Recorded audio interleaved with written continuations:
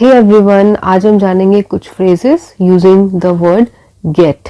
तो गेट का मतलब होता है पाना या फिर लेना। गेट हिम जब हम कहते हैं तो उसका मतलब होता है उसे पकड़ो।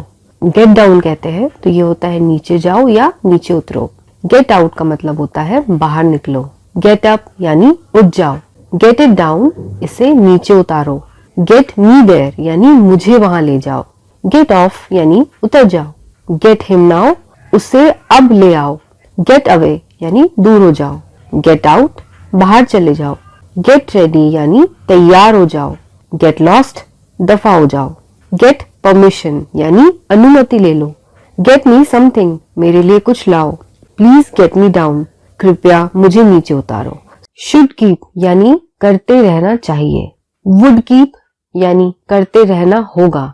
यूज टू का मतलब होता है करते थे, तो यूज टू कीप यानी करते रहते थे। डेयर का मतलब ही होता है हिम्मत देना, तो डेयर टू कीप यानी करने की हिम्मत है। हैज टू कीप करते रहना है।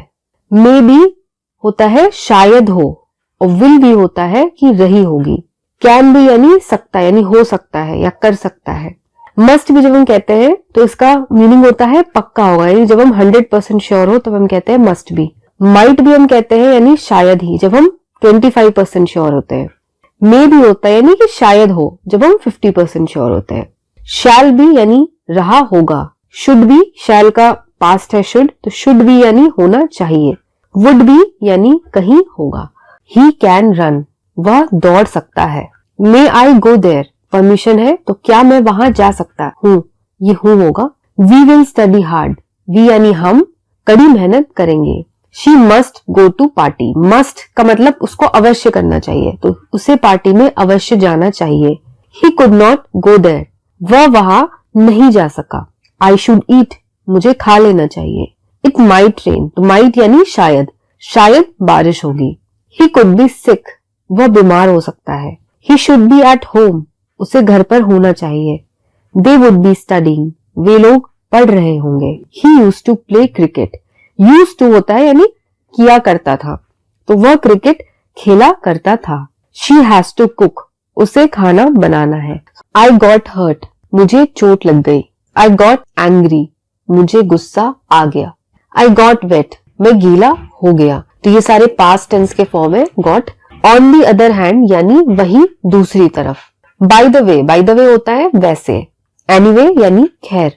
टू बी ऑनेस्ट यानी सच कहूं तो। एज फॉर नाउ यानी फिलहाल। क्रॉस द लिमिट्स हद पार करना। नॉट अ बिग डील कोई बड़ी बात नहीं। अपार्ट फ्रॉम दैट इसके अलावा।